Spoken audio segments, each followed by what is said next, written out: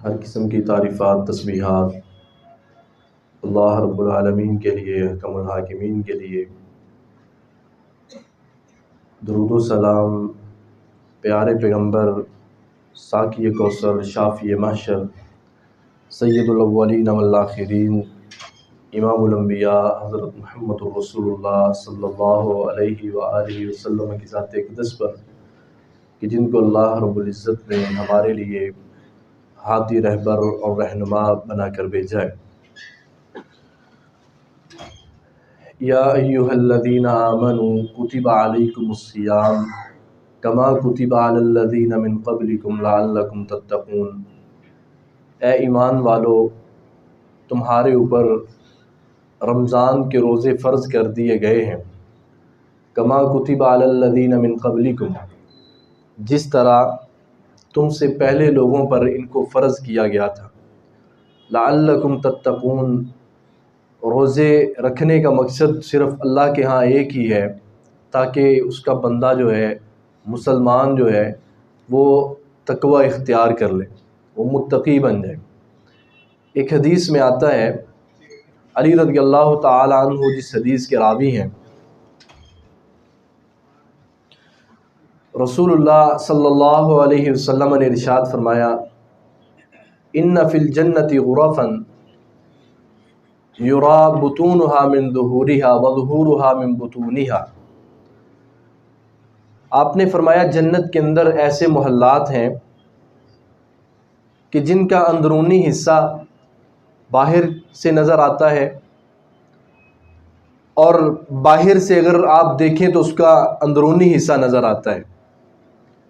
فقام اعرابی فقال یا نبی اللہ لمن ہی، تو اسی وقت جب آپ نے یہ بات ارشاد فرمائی کہ جنت کے اندر ایسے محلات ہیں کہ جن کے باہر سے اندر کا حصہ اور اندر سے باہر کا حصہ نظر آتا ہے، تو اسی وقت ایک اعرابی جو تھا وہ کھڑا ہوا۔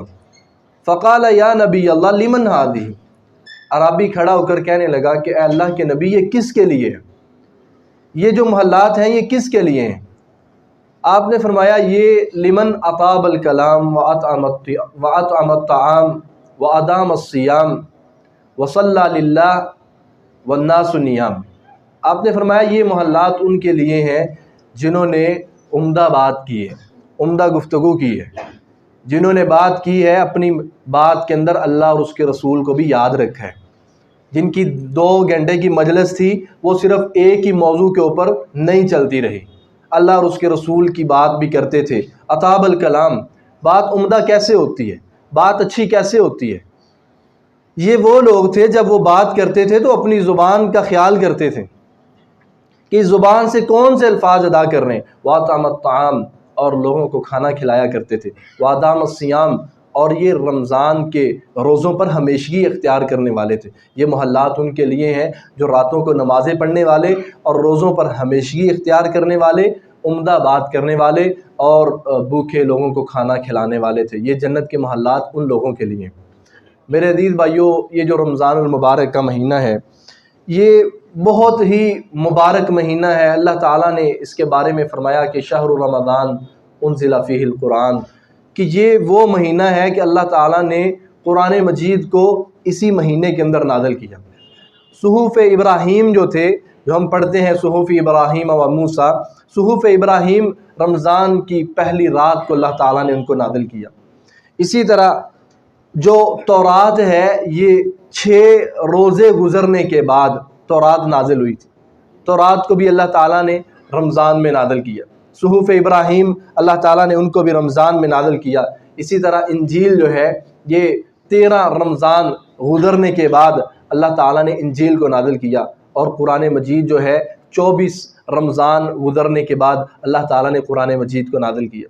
یعنی رمضان کا مہینہ اتنا بابرکت اور خیر والا مہینہ ہے کہ اللہ تعالیٰ نے حضرت ابراہیم علیہ السلام کو اپنا خلیل کہا، ان کو جو صحیفے دیے وہ اللہ تعالیٰ نے رمضان میں نازل کیے، اور تورات نازل ہوئی تو رمضان کے اندر، زبور نازل ہوئی تو رمضان کے اندر، انجیل نازل ہوئی تو رمضان کے اندر، اور سب سے آخر میں قرآن مجید نازل ہوا تو 24 رمضان کے بعد رمضان کے مہینے کے اندر۔ یہ رمضان المبارک کی برکات ہیں۔ رسول اللہ صلی اللہ علیہ وسلم نے بیان فرمایا کہ الصیام والقرآن یشفعان للعبد، یہ جو روزہ رکھنا ہے اللہ کی ذات کے لیے، یہ ایسا عمل ہے قیامت والے دن بندہ جب اللہ کے سامنے آئے گا تو اس کا رکھا ہوا روزہ بھی اس کے سامنے آ جائے گا۔ یشفعان للعبد، یہ بندے کے لیے سفارش کرنے کے لیے آئے گا۔ فیقول یا ربی ای منعتہ الطعام والشہوات، روزہ آ کر دو باتیں کہے گا، دو باتیں کرے گا۔ کیا کرے گا؟ کہے گا یا ربی، اے میرے رب، منعتہ الطعام والشہوات، اے اللہ میں نے اس کو کھانے سے بھی روکا تھا اور شہوات سے بھی روکا تھا، میں نے اس کو کھانے سے بھی روکا اور شہوات سے بھی روکا۔ اگر روزہ رکھا ہوا ہے اور شہوات کنٹرول میں نہیں ہے تو روزے کا فائدہ نہیں ہے، کیونکہ نبی علیہ السلام نے فرمایا جب روزہ قیامت والے دن انسان کے سامنے آئے گا اور اللہ رب العالمین کے سامنے جب بندہ پیش ہوگا تو روزہ آ کر کیا کہے گا؟ منعتہ الطعام والشہوات، اے اللہ اس کو میں نے کھانے پینے سے روک دیا اور میں نے اس کو شہوات سے روک دیا۔ اگر شہوات ہی انسان کی جو ہے نا وہ قابو میں نہیں ہے تو روزے کا کوئی فائدہ نہیں ہے۔ روزے کا مقصد ہی یہ ہے، ایک تو انسان بھوک کو برداشت کرتا ہے اللہ کی رضا کے لیے، اور اپنی اس کی جتنی خواہشات ہوتی ہیں انسان ان کو قابو میں کرتا ہے۔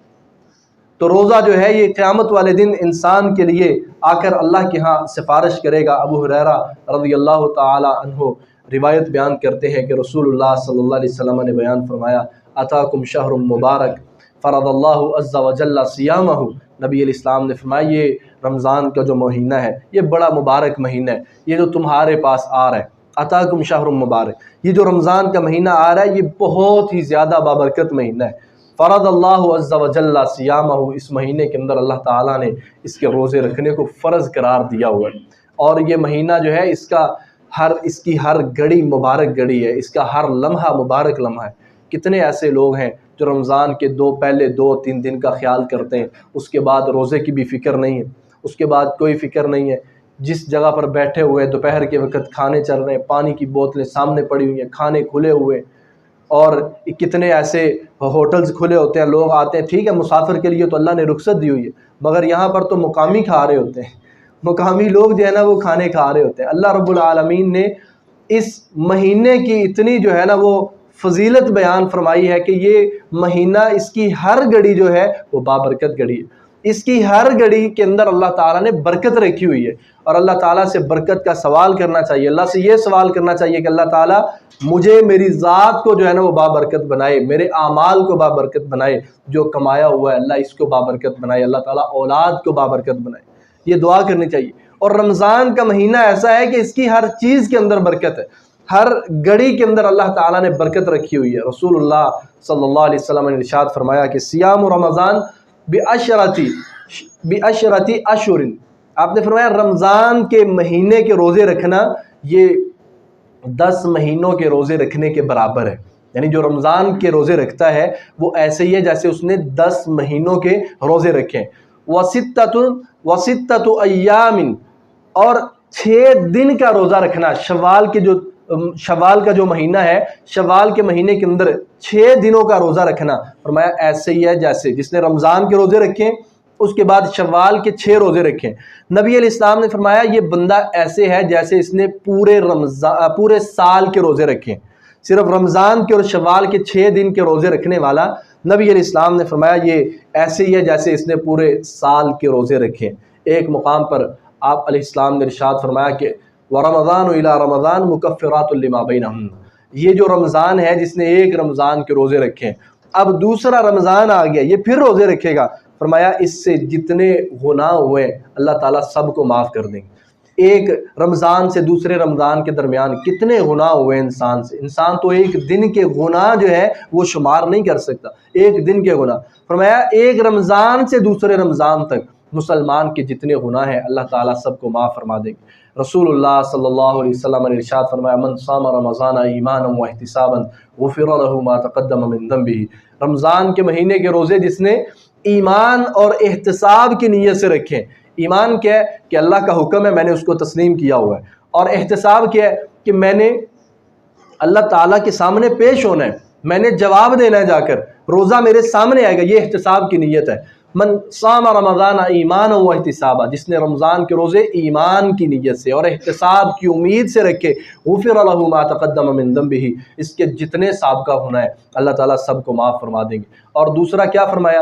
ومن قام رمضان ایمانا واحتسابا غفر لہ ما تقدم من ذنبہ، جس نے رمضان المبارک کے مہینے کا قیام کیا ایمان اور احتساب کی نیت سے، اللہ تعالیٰ اس کے سابقہ سارے گناہوں کو معاف کر دیں گے۔ ہمارے ہاں بڑا عجیب مسئلہ ہے، آج کل جو بحث چل رہی ہے اور رمضان سے 1-2 دن پہلے یہ بحث زور پکڑتی ہے، وہ بحث کیا ہوتی ہے؟ تراویح 8 پڑھنی چاہیے یا 20 پڑھنی چاہیے؟ ذرا یہ تو بتائیں پڑھتے کتنی؟ پہلے 3 دن کے بعد مساجد میں کوئی نظر آتا ہے؟ اور بحث ایسے کریں گے جیسے انہوں نے کبھی چھوڑی نہیں ہے، 8 پڑھنی چاہیے یا 20 پڑھنی چاہیے۔ رسول اللہ صلی اللہ علیہ وسلم نے کیا فرمایا؟ ومن قام رمضان، جس نے رمضان کے مہینے کا قیام کیا ہے، پورا رمضان قرآن کو پڑھتا رہے، وقت دیتا رہے، تلاوت کرتا رہے، اس کے بارے میں فرمایا غفر لہ ما تقدم من ذنبہ، اللہ تعالیٰ سارے گناہوں کو معاف کر دیں گے۔ پہلے 2-3 دن آ کر جو ہے نا وہ اپنا نام لکھوا کر، ایسی عبادت اللہ کو پسند نہیں ہے جو 2-3 دن کے لیے ہو، عارضی وقت کے لیے ہو، جب دل چاہا آگے، جب دل چاہا تراویح پڑھ لی، جب دل چاہا چھوڑ دی۔ احب الاعمال اللہ ادومها، اللہ تعالیٰ اس نیکی کو پسند کرتے ہیں جو تسلسل کے ساتھ کی جاتی ہے، جس پر ہمیشگی اختیار کی جاتی ہے۔ اور رمضان کے متعلق رسول اللہ صلی اللہ علیہ وسلم نے ارشاد فرمایا اذا جاء رمضان فتحت ابواب الجنہ وغلقت ابواب النار وصفدت الشیاطین۔ 3 چیزیں نبی علیہ السلام نے اس روایت میں بیان فرمائی ہیں۔ فرمایا جب رمضان آتا ہے تو جنت کے دروازے اللہ تعالیٰ کھول دیتے ہیں، اور جہنم کے دروازے جو ہیں اللہ تعالیٰ ان کو بند کر دیتے ہیں۔ وصفدت الشیاطین، اور شیاطین کو جو ہے وہ جکڑ دیا جاتا ہے۔ اب اس حدیث کے اندر ایک سمجھنے والی بات ہے کہ اللہ تعالیٰ جو جنت کے دروازوں کو کھولتے ہیں اور جہنم کے دروازوں کو جو بند کرتے ہیں، اس کی وجہ کیا ہے؟ یعنی اس کے اندر ایک جو راز ملتا ہے وہ یہ ہے کہ جب انسان اللہ کی ذات کے لیے قربانی دیتا ہے تو اللہ تعالیٰ اس کے لیے سارے رحمتوں کے دروازے کھول دیتے ہیں۔ وہ خالص اللہ کی ذات کے لیے قربانی دے، جب وہ صبح سے شام تک روزے کی حالت میں ہوگا، صرف اللہ رب العالمین کی رضا کے لیے اپنی خواہش کو اس نے کنٹرول کیا ہوا ہے، اللہ کی رضا کے لیے اپنے جسم کی حفاظت کر رہا ہے، اپنی زبان کی حفاظت کر رہا ہے، اپنی آنکھوں کی حفاظت کر رہا ہے، تو اللہ تعالیٰ کو پھر یہ عمل اتنا پسند آتا ہے۔ جب قربانی اللہ کے لیے دی جاتی ہے تو اللہ تعالیٰ جنتوں کے دروازے کھول دیتے ہیں، اللہ تعالیٰ جہنم کے دروازے بند کر دیتے ہیں جب بندہ اللہ کے لیے قربانی دیتا ہے۔ اور فرمایا وصفدت الشیاطین ومارادت الجن، اللہ تعالیٰ شیاطین کو جکڑ دیتے ہیں، اللہ تعالیٰ شیاطین کو اور سرکش جنات کو اللہ تعالیٰ جکڑ دیتے ہیں۔ یہاں پر بھی ایک جو ہے نا وہ نقطہ ملتا ہے، وہ کیسے؟ یعنی شیاطین کو کیوں جکڑا جاتا ہے؟ کیونکہ جب انسان کے عمل کے اندر اخلاص آتا ہے تو وہاں پر شیطان بے بس ہو جاتا ہے۔ جب انسان کے عمل میں اخلاص آتا ہے تو شیطان نے خود اللہ تعالیٰ سے مکالمے میں کیا کہا تھا؟ الا عبادک منہم المخلصین، اے اللہ جو تیرے مخلص بندے ہیں میں ان کا کچھ بھی نہیں بگاڑ سکتا، میں ان کو راہ راست سے نہیں ہٹا سکتا۔ ولا اذلنہم ولا امنینہم ولا آمرنہم فلا یغیرن خلق اللہ، شیطان نے کہا تھا اے اللہ تیرے بندوں کو میں گمراہ کروں گا، ان کو خواہشات میں مبتلا کروں گا، ان کو میں راستے سے ہٹا دوں گا۔ فلا یغیرن خلق اللہ، یہ تیری تخلیق کی ہوئی چیزوں کو تبدیل کریں گے، یعنی یہ اتنی گمراہی پر اتر آئیں گے۔ مگر آخر میں اس نے کیا کہا؟ الا عبادک منہم المخلصین، اے اللہ جو تیرے مخلص بندے ہیں میرا اثر ان پر نہیں چل سکے گا، میں ان کو گمراہ نہیں کر سکوں گا۔ تو شیاطین کو جکڑ دیا جاتا ہے، کس وجہ سے؟ انسان کے اخلاص کی وجہ سے۔ اخلاص کے ساتھ جب وہ اللہ کے لیے روزہ رکھتا ہے، جب وہ اخلاص کے ساتھ قیام کرتا ہے تو اللہ تعالیٰ شیاطین کو جکڑ دیتے ہیں، آسمان کے دروازوں کو کھول دیتے ہیں، اللہ تعالیٰ جنت کے دروازوں کو کھول دیتے ہیں۔ اس سے آگے والی روایت میں رسول اللہ صلی اللہ علیہ وسلم نے ارشاد فرمایا اذا كانت اول لیلۃ من رمضان، آپ نے فرمایا جب رمضان کی پہلی رات ہوتی ہے آسمان کے دروازے کھول دیے جاتے ہیں، جنت کے دروازے کھول دیے جاتے ہیں، فلم یغلق منها باب، ایک بھی دروازہ ان میں سے بند نہیں ہوتا۔ فرمایا جب رمضان کی پہلی رات ہوتی ہے تو جہنم کے دروازے بند کر دیے جاتے ہیں، فلم یفتح منها باب، ایک بھی دروازہ جو ہے وہ ان میں سے کھلا نہیں ہوتا۔ ومارادت الجن، بڑے بڑے شیاطین جو ہیں، سرکش جنات جو ہیں، ان کو اللہ تعالیٰ جکڑ دیتے ہیں۔ اس کے بعد اسی حدیث کے اندر فرمایا وَنَادَى مُنَادٍ، پھر ایک آواز لگانے والا آواز لگاتا ہے۔ وہ آواز کیا لگاتا ہے؟ یا باغی الخیر اقبل ویا باغی الشر اقصر۔ آواز لگانے والا آواز لگاتا ہے اے خیر کو تلاش کرنے والے، نیکی کے معاملے میں آگے بڑھنے والے، جستجو رکھنے والے، اللہ سے ملاقات کی امید رکھنے والے، اقبل، اب جتنا اور زیادہ ہو سکتا ہے اتنا اچھا عمل اور کر، جتنی اور زیادہ تلاوت ہو سکتی ہے اور کر، جتنا صدقہ خیرات اور ہو سکتا ہے اور کر، ویا باغی الشر اقصر، اے گناہ کرنے والے، اے نافرمانی کرنے والے، اے اللہ سے منہ موڑنے والے، اعراض کرنے والے، جس نے پورا سال قرآن نہیں کھولا، جس نے اللہ کے دین کو ترجیح نہیں دی ہے، کبھی حدیث یاد نہیں کی ہے، کبھی حدیث کے قریب تک سے نہیں گزرا، ویا باغی الشر اکثر، گناہ کرنے والے، ہر وقت گناہ میں جو ہے نا وہ ڈوبا رہنے والا انسان جو ہے اس کے لیے اعلان کرنے والا اعلان کرتا ہے ویا باغی الشر، اے ہمیشہ شر کے پیچھے لگنے والے، شر کو تلاش کرنے والے، شر کی پیروی کرنے والے، اکثر ابھی رک جا، ابھی باز آ جا، ابھی وقت ہے، اب تیرے پاس مہلت ہے، ٹائم ہے، توبہ کر لے۔ اور پھر نبی علیہ السلام نے اسی روایت میں فرمایا وَلِلَّهِ اُتَقَاءُ مِنَ النَّارِ وَذَلِكَ كُلَّ لَيْلَةٍ، فرمایا یہ رمضان کا مہینہ ہر رات اللہ رب العالمین اپنی مخلوق کو جہنم کی آگ سے آزاد کرتے ہیں، وَذَلِكَ كُلُّ لَيْلَةٍ، ہر رات اللہ تعالیٰ اپنی مخلوق کو جہنم سے آزاد کرتے ہیں۔ یہاں پر ایک بات یہ ہے، یاد رکھیے گا، انسان کی جو دعا ہے، الدعاء مخ العبادہ، نبی علیہ السلام نے فرمایا یہ دعا عبادت کا مغز ہے، الدعاء هو العبادہ، دعا بذات خود ہی عبادت ہے، دعا کا مقام بہت زیادہ ہے۔ اللہ تعالیٰ نے قرآن مجید میں فرمایا قُلْ مَا يَعْبَأُ بِكُمْ رَبِّي لَوْلَا دُعَاؤُكُمْ، اگر تمہاری دعا نہ ہوتی اللہ تعالیٰ تمہاری پرواہ بالکل نہ کرتے، ما یعبؤ، نہ پرواہ کرتا اللہ تعالیٰ تمہاری، لولا دعاؤکم، اگر تمہاری دعا نہ ہوتی۔ تو یہ جو رمضان کا مہینہ ہے اس کے اندر کثرت کے ساتھ انسان کو دعا کرنی چاہیے۔ اپنے لیے انسان سب سے پہلے دعا کیا کرے، اپنے اہل و عیال کے لیے، اپنے گھر والوں کے لیے، اپنے بچوں کے لیے، اپنے خاندان کے لیے، لوگوں کے لیے، محلے والوں کے لیے، دوست احباب کے لیے۔ اور میرے محترم بھائیوں، جس طرح کے حالات ہمارے سامنے ہیں واللہ افسوس پر افسوس ہوتا ہے، ہم دیکھتے ہیں، سنتے ہیں، دیکھتے چلے جاتے ہیں کس طرح فلسطین کے مسلمانوں کے اوپر ظلم و ستم کی انتہا کی جا رہی ہے۔ پوری دنیا کے مسلمان حکمران جو ہیں سارے کے سارے خاموش ہیں، کسی کا کوئی بیانیہ نہیں ہے، عملی طور پر مداخلت نہیں ہے، ان کا ساتھ نہیں ہے، ان کی مدد نہیں ہے، بے یار و مددگار چھوڑ دیا گیا ہے۔ مگر یاد رکھنا ہمارے دل میں ایک چیز تو ہے، ہم کثرت کے ساتھ دعا کریں، کثرت کے ساتھ، واللہ کثرت، اور یہ ایک آخری چیز ہے، یہ ایک آخری چیز ہے، اور کچھ نہیں کر سکتے، دعا تو کر سکتے ہیں نا۔ ہمارے لیے المیہ یہ بن چکا ہے کہ ہم دوسری ویڈیوز وغیرہ گھنٹوں تک دیکھتے رہتے ہیں، فلسطین کے بارے میں ویڈیو آتی ہے فوری طور پر سکپ کر دیتے ہیں، کیا کہتے ہوئے، ہم کیا کر سکتے ہیں ان کے لیے، ہم کیا کر سکتے ہیں، ہم تو کچھ بھی نہیں کر سکتے۔ اگر کچھ کر سکتے ہوتے تو ہم بہت کچھ کر دیتے۔ جو دعا نہیں کر سکتا، جو اپنی آنکھوں سے آنسو نہیں بہا سکتا، جو ان کے لیے وقت نکال کر، اسپیشل وقت نکال کر اللہ کے سامنے ہاتھ اٹھا کر التجا کرتے ہوئے دعا نہیں کر سکتا، وہ کیا کرے گا؟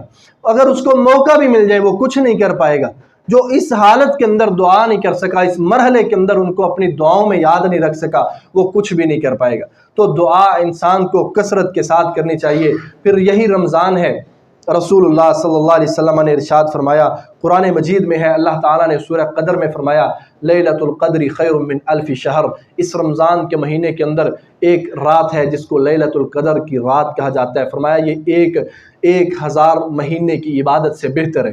صحابہ کرام رضوان اللہ علیہ مجمعین 6 مہینے پہلے رمضان کے آنے سے دعا کیا کرتے تھے، اے اللہ ہماری زندگی کے اندر رمضان کا مہینہ آ جائے، ہماری زندگی کے اندر رمضان کا مہینہ آ جائے۔ مسجد نبوی کے امام خطبہ دے رہے تھے، انہوں نے کہا کہ جو لیلۃ القدر کو پانا چاہتا ہے وہ اول رمضان سے ہی، پہلے روزے سے ہی جو ہے نا وہ ہر دعا کے اندر یہ دعا شامل کیا کرے کہ اللہ مجھے لیلۃ القدر کی رات کو پانے کی توفیق عطا فرما۔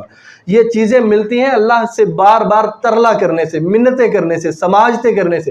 یہ خیرات اور بلائیاں تب جا کر نصیب ہوتی ہیں کیونکہ رسول اللہ صلی اللہ علیہ وسلم نے ارشاد فرمایا من حرم خیرہا فقد حرم، جو لیلۃ القدر کی بلائی سے محروم کر دیا گیا، یہ ہر قسم کی خیر بلائی سے محروم کر دیا گیا۔ اس کے پاس یہ کوئی خیر ہی نہیں حاصل کر سکا، یہ کوئی خیر ہی نہیں پا سکا۔ جو لیلۃ القدر کی بھلائی سے اور خیر سے جس کو محروم کر دیا گیا ہے۔ اسی طرح میرے عزیز بھائیو، یہ رمضان کا مہینہ سخاوت کا مہینہ ہے۔ رسول اللہ صلی اللہ علیہ وآلہ وسلم کے ساتھ جبرائیل امین علیہ السلام کی ملاقات رمضان کی ہر رات کو ہوتی تھی، اور یہ رمضان کا مہینہ پیارے پیغمبر علیہ السلام حضرت جبرائیل علیہ السلام کے ساتھ قرآن کا دور کیا کرتے تھے، قرآن کا دور۔ اور جب آپ علیہ السلام جس سال دنیا سے رخصت ہوئے، اس سال 2 مرتبہ قرآن کا دور کیا حضرت جبرائیل علیہ السلام کے ساتھ۔ اور جس حدیث میں اس چیز کا ذکر ہے کہ پیارے پیغمبر کی علیہ السلام کی حضرت جبرائیل علیہ السلام کے ساتھ رمضان کی ہر رات کو ملاقات ہوتی، قرآن کا دور کیا جاتا، آگے آتا ہے کہ پھر اس مہینے کے اندر نبی مکرم صلی اللہ علیہ وسلم سب سے زیادہ سخاوت کیا کرتے تھے، حتیٰ کہ تیز آندھی سے بھی زیادہ سخاوت رسول اللہ صلی اللہ علیہ وسلم رمضان المبارک کے مہینے میں کیا کرتے تھے۔ افسوس ہوتا ہے لوگ اپنے مال کی، انہوں نے سخاوت کیا کرنی ہے، جو اپنے مال کی پوری زکوٰۃ نکالنے کے لیے تیار نہیں ہے، جو حساب کرنے کے لیے تیار نہیں ہے، جو اندازہ لگانے کو تیار نہیں ہے، جو اس چیز کے بارے میں سوچنے کے لیے بھی تیار نہیں ہے کہ میری کل زکوٰۃ کتنی بنتی ہے۔ حالانکہ جو نماز کا مقام ہے وہی زکوٰۃ کا مقام ہے، اور رسول اللہ صلی اللہ علیہ وسلم کی سیرت ہے کہ رمضان کی خیرات برکات کو پانے کے لیے تیز آندھی سے زیادہ نبی مکرم صلی اللہ علیہ وسلم نے رمضان کے مہینے کے اندر سخاوت کی ہے، لوگوں کے اوپر خرچ کیا ہے۔ اسی طرح رمضان کی فضیلت بیان کرتے ہوئے نبی علیہ السلام نے فرمایا کہ ان عمرۃ فی رمضان تقضی حجۃ معیہ، یہ جو رمضان ہے اس کے اندر عمرہ کرنا ایسے ہے جیسے میرے ساتھ کسی نے حج کی ہے، ایسے ہے جیسے میرے ساتھ کسی نے حج کیا ہے۔ رمضان کے اندر عمرہ ادا کرنا، یعنی اس سے پتہ چلتا ہے کہ اس رمضان المبارک کے مہینے کی کیا فضیلت ہو سکتی ہے، کیا مقام ہو سکتا ہے، جس کے بارے میں رسول اللہ صلی اللہ علیہ وسلم نے فرمایا الصوم جنۃ، یہ روزہ جو ہے یہ انسان کے لیے جہنم کی آگ سے ڈال ہے۔ نبی علیہ السلام نے فرمایا بنی آدم کا ہر عمل 10 سے 700 گنا تک بڑھتا ہے سوائے روزے کے۔ اللہ تعالیٰ نے اس کے بارے میں فرمایا الصوم لی وانا اجزی بہ، یہ روزہ جو ہے یہ صرف میرے لیے، اور اس کی جزا جو ہے اللہ تعالیٰ فرماتے ہیں کہ صرف اور صرف میں نہیں دینی ہے۔ روزے دار نے روزہ اگر میرے لیے رکھا ہے، اس کے عمل کا حساب اس کو دنیا میں کر کے بتایا نہیں جائے گا کہ روزے کا اتنا اجر ملے گا، فرمایا اس کی جزا اللہ تعالیٰ قیامت والے دن دیں گے۔ قیامت کا دن ہوگا جب لوگ پل صراط سے گزریں گے، جنت اور جہنم کا فیصلہ ہوگا، فرمایا جنت کے 8 دروازے ہیں، ان میں سے ایک دروازے کا نام باب الریان ہے، فرمایا اس دروازے سے صرف وہی داخل ہوگا جو روزے دار ہوگا، جو کثرت سے روزہ رکھتا ہے، جو رمضان کے مہینے کے روزے رکھتا ہے، اس کے علاوہ نفلی روزے رکھتا ہے، روزوں کا اہتمام کرتا ہے۔ قیامت والے دن اس دروازے سے باب الریان سے اس کو آواز لگائی جائے گی، اس دروازے سے آواز لگائی جائے گی، ویلکم کیا جائے گا کہ روزہ رکھنے والا، اللہ کی رضا کے لیے اپنے آپ کو قابو میں کرنے والا، اپنی خواہشات کو روکنے والا، آج وہ جنت کے اس دروازے سے اس کو آواز لگائی جاتی ہے، اس کو پروٹوکول دیا جاتا ہے، اسے عزت جو ہے نا وہ بخشی جا رہی ہے کہ آج وہ جنت کے اس دروازے سے اللہ کی جنت کے اندر داخل ہو جائے۔ نبی علیہ السلام نے فرمایا انسان روزہ رکھتا ہے، اس کے منہ سے ایک بو آتی ہے، فرمایا والذی نفسی بیدہ لخلوف فم الصائم اطیب عند اللہ من ریح المسک، فرمایا جب اللہ کی ذات کے لیے کسی چیز کو چھوڑا جاتا ہے، کھانے پینے کو چھوڑا جاتا ہے، اور پیٹ خالی ہونے کی وجہ سے، معدہ خالی ہونے کی وجہ سے اگر اس کے روزے دار کے منہ سے بو آتی ہے، سمیل آتی ہے، فرمایا والذی نفسی بیدہ، نبی علیہ السلام نے فرمایا اس ذات کی قسم جس کے قبضہ قدرت میں میری جان ہے، لخلوف فم الصائم، روزے دار کے منہ کی جو بو ہے، اطیب عند اللہ من ریح المسک، اللہ کے ہاں یہ کستوری سے زیادہ پاکیزہ ہے، فرمایا اطیب ہے، اطیب زیادہ پاکیزہ ہے، اللہ کے ہاں کستوری سے بھی زیادہ پاکیزہ ہے۔ تو میرے محترم بھائیو، صحابہ کرام رضوان اللہ علیہم اجمعین کی زندگی کو دیکھیں، واللہ صحابہ کرام نے رمضان المبارک کے مہینے میں روزے رکھے ہیں، جہاد کیا ہے، غزوہ بدر ہوا تو رمضان کے مہینے کے اندر 10 ہجری 19 رمضان المبارک مکہ کی طرف صحابہ کرام سفر کرتے ہیں، گرمی کی شدت ہے، پیاس کی شدت ہے، عرب کے تپتے ہوئے صحرا ہے، مگر صحابہ کرام روزہ چھوڑنے والے نہیں تھے۔ روزے کی حالت کے اندر کھانے پینے کے لیے تو پہلے سے کچھ نہیں ہوتا تھا۔ نبی علیہ السلام کے صحابی جابر بن عبداللہ بیان کرتے ہیں رسول اللہ صلی اللہ علیہ وسلم نے ہمیں رمضان کا مہینہ ہے، 1 مہینے کے سفر پر بھیجا ہے، اور کھانے کے لیے صرف 1 کھجوروں کی بوری ہے، 360 لوگوں کا قافلہ ہے، صرف ایک کھجوروں کی بوری ہے اور کچھ بھی نہیں ہے کھانے کے لیے۔ کہتے ہیں کہ کئی مرتبہ ایسے ہوتا، ایک ایک کھجور جو ہے اس کو ہم دو دو ساتھی آدھی آدھی کر لیا کرتے تھے۔ کھجور کی گٹلی کو کتنی دیر ہم اپنے منہ میں رکھ کر، زبان پر رکھ کر اس کو چوس لیا کرتے تھے۔ یہ صحابہ کرام کا عالم تھا۔ عبداللہ بن رواحہ رضی اللہ تعالی عنہ روزے کی حالت کے اندر ہے، موتا کے مقام پر شہادت پا جاتے ہیں۔ عائشہ صدیقہ رضی اللہ تعالی عنہ سخت گرمی کے اندر، لطائف المعارف میں آتا ہے، سخت گرمی کے اندر عائشہ صدیقہ رضی اللہ تعالی عنہ روزہ رکھا کرتی تھی۔ ہمیں واللہ اللہ نے بڑی سہولتیں دی ہیں، بڑی آسانیاں دی ہیں، پتہ نہیں کیا ہو جاتا ہے ایک مسلمان کو، وہ فرض ادا کرنے سے قاصر آ جاتا ہے۔ یاد رکھیے گا، جو نماز نہیں پڑھ سکتا، جو روزہ نہیں رکھ سکتا، جو اپنے مال کی زکوٰۃ نہیں دے سکتا، اس کے دل کے اندر امت مسلمہ کا درد کیسے آ سکتا ہے؟ یہ مسلمانوں کی مدد کیسے کر سکتا ہے؟ یہ پہاڑ توڑ کیسے سکتا ہے؟ یہ جو کہتے ہیں نا ہم جان لڑا دیں گے، ہم ایسے کر دیں گے، ہم صدقے واری جائیں گے، فلاں کر دیں گے، جو اللہ اور اس کے رسول کے سامنے جھک نہیں سکتا، عبادت نہیں کر سکتا، اللہ اور اس کے رسول کے فرضی احکام کو اپنے اوپر نافذ نہیں کر سکتا، واللہ وہ جہاد نہیں کر سکتا، مسلمانوں کی مدد نہیں کر سکتا۔ آج ہمارے سامنے سارے کے سارے حالات ہیں، کس طرح مسلمان جو ہے نا ان کو کچلا جا رہا ہے، مگر ہم کچھ کر سکتے ہیں یا ہمارے حکمران کچھ کر سکتے ہیں؟ سیدنا معاذ بن جبل رضی اللہ تعالی عنہ دنیا سے جانے لگے اور وفات کا وقت ہے، رو پڑے ہیں تو ان سے پوچھا گیا کہ کس وجہ سے رو رہے ہو؟ کہتے ہیں سخت گرمی کے اندر جو میں روزہ رکھا کرتا تھا اللہ کے لیے، اس موت کے بعد اس کی لذت کہاں سے نصیب ہوگی؟ جو سخت گرمی کے اندر میں اللہ کی رضا کے لیے روزہ رکھتا تھا، اور پھر جو مجھے لذت آتی تھی اس موت کے بعد شاید کہ وہ لذت دوبارہ مل نہ سکے، میں اس لیے رو رہا ہوں۔ تو صحابہ کرام کے آنسو ان چیزوں کے اوپر گرا کرتے تھے۔ میرے عزیز بھائیو، یہ رمضان کا مہینہ ہے، آخری ایک بات اس کے بارے میں بیان کر کے اپنی بات کو ختم کرتا ہوں۔ اچھی طرح سے رمضان کی تیاری کرنی چاہیے۔ رمضان کی تیاری میں سب سے پہلی کیا چیز ہے کہ توبۃ نصوحا، پکی سچی توبہ ہو۔ ہر چھوٹے موٹے گناہ انسان سے ہو جاتے ہیں، نہ چاہتے ہوئے ہو جاتے ہیں، مگر جو اللہ کی حدیں ہیں ان کو پامال نہیں کرنا چاہیے۔ پکی توبہ ہونی چاہیے کہ یا اللہ تیرے سے وعدہ کرتا ہوں ساری زندگی میں زنا نہیں کروں گا، ساری زندگی میں کسی کا مال نہیں کھاؤں گا، ساری زندگی کسی کی زمین پر قبضہ نہیں ہوگا، ساری زندگی کے اندر رشتہ داری کے تعلق کو توڑوں گا نہیں، خون کے رشتوں سے قطع تعلقی نہیں ہوگی۔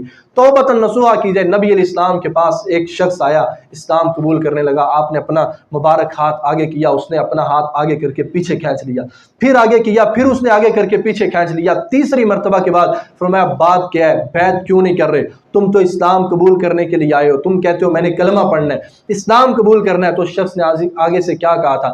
اس نے کہا کہ اللہ کے رسول، میں نے زمانہ جاہلیت کے اندر اپنی 6 بیٹیوں کو زندہ دفن کیا ہوا ہے، اگر اللہ میرے یہ گناہ معاف کر دے گا تو میں اسلام قبول کرتا ہوں۔ نبی علیہ السلام نے کیا فرمایا تھا؟ اللہ کے بندے، اسلام اپنے سے سابقہ تمام گناہ معاف کر دیتا ہے۔ اللہ تعالیٰ نے سورہ فرقان میں پھر آیت نازل کر کے کیا فرمایا؟ الا من تاب وآمن وعمل صالحا فاولئک یبدل اللہ سیئاتہم حسنات۔ جو پکی توبہ کرتا ہے اس کے پچھلے جتنے بھی گناہ ہیں اللہ ان گناہوں کو اپنی رحمت کے ساتھ نیکیوں کے اندر تبدیل کر دیتے ہیں۔ تو میرے عزیز بھائیو، توبۃ نصوحا اگر نہیں ہے واللہ رمضان کا کوئی فائدہ نہیں ہوگا۔ رمضان تو اس لیے ہے کہ انسان اللہ کی طرف پلٹ آئے، انسان متقی بن جائے، انسان توبۃ نصوحا کرے۔ اللہ تعالیٰ سے دعا ہے اللہ تعالیٰ سمجھ کر